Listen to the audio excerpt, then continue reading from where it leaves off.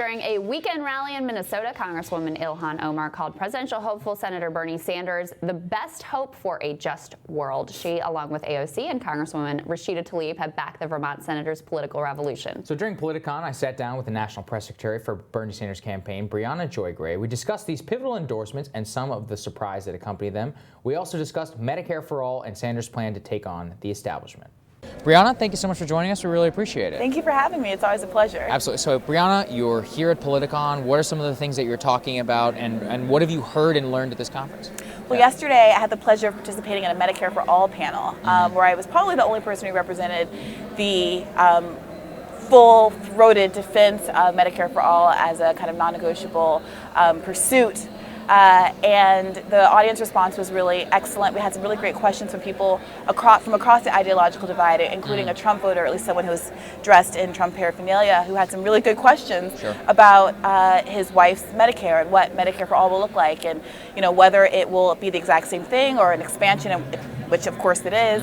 And it was very refreshing to be able to have that dialogue without anyone even bringing up our ideological divide. Now, that hasn't always been the case throughout yesterday's events, but there is a real feeling here that people are interested in having that conversation, and the conversations that the mainstream news sees as intractable, but which in practice I think there's a lot more gains to trade than we think. I do want to ask you, so right now there's this big, Medicare for all, obviously. I would say it's probably moved, the entire Overton window of the Democratic Party.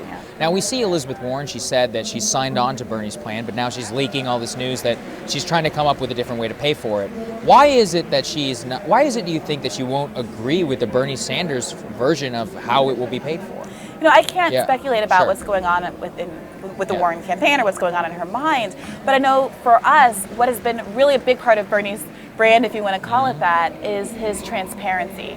And when you talk to people, again, across the ideological spectrum, what they say about him is, I might not even agree with his policy prescriptions, but I trust that he's telling me the truth. I trust that he's not hiding the ball. Saying, he's like, some taxes will go up. He said that. And I found yesterday when I was having that conversation with people, regular working Americans don't have to be told that they're already paying sometimes up to $20,000 a year in premiums for a family, They don't have to be told that it is in fact a deal to be able to get rid of the taxes that are their premiums in exchange for a small tax raise that is, of course, progressive and inflicted much more upon the very, very wealthy as opposed to the 99%. I also wanted to ask you, we were talking about this on the show earlier, which is that a CBS reporter asked AOC whenever she endorsed Bernie Sanders why she was endorsing an old white guy. Now, as a woman of color yourself, you're on the Bernie campaign.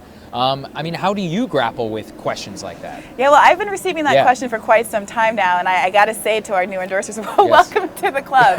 The reality is that people understand the illogic of that question, because liberals understand that they don't support people like Clarence Thomas. They don't support many, many Republicans who are black, who are women. They didn't support Carly Fiorina in 2016. Nikki Haley, exactly. And so I think it's incumbent on us to start thinking about members of our own party, not in terms of pure identity, but also what they represent and what they're willing to fight for. So there have been women who have supported folks who did not support the getting rid of the Hyde Amendment, So, and there have been myriad people of color who have been bought by corporate interests and are dedicated to advancing the interests of black people or Hispanics or what have you, purely, We all know this intrinsically, but somehow in this particular instance, it's blowing people's minds. And I think AOC actually put it very, very clearly.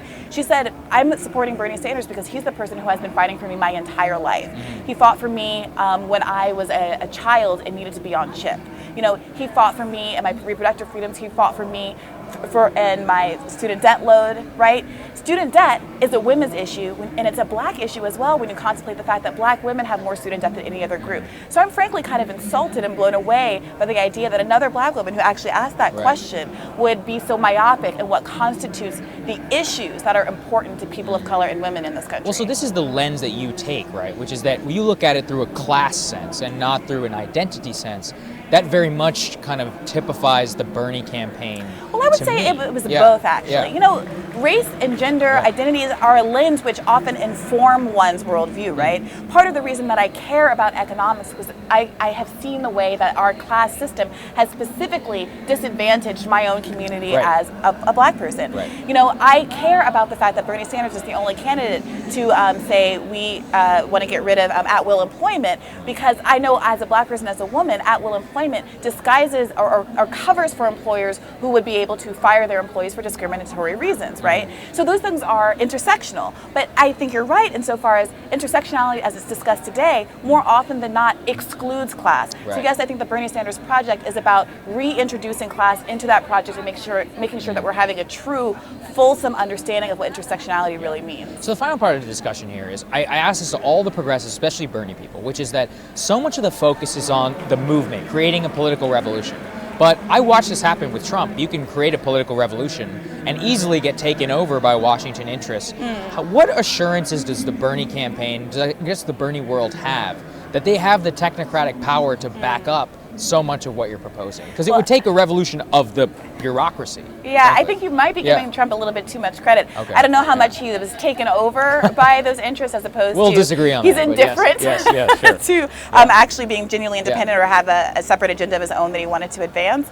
I think that what you see with Bernie Sanders is that even to this point, you know, it is incredibly rare. It is a once-in-a-generation opportunity to have a politician who has gotten to a place of national prominence, to be a competitive front runner in a political campaign, to have extremely high name recognition and favorability, and to have done so without at any point in his career having identified with the establishment interests of the party, who has come from a state that is a non-establishment state, who has been an independent for his entire career, hasn't flip-flopped or changed his identity in that way. It has never changed what he has stood for, and in fact is routinely criticized by the mainstream media for being so consistent in his worldview.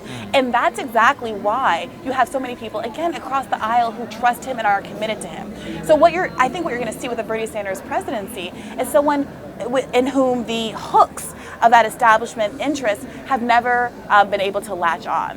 And it's an incredibly exciting time and an incredibly exciting opportunity. And I really hope that more and more Americans understand that this really is a once-in-a-generation chance to change this country and potentially the world. Well, exciting times. Briahana, thank you so much for joining me. Really appreciate it. Thank you.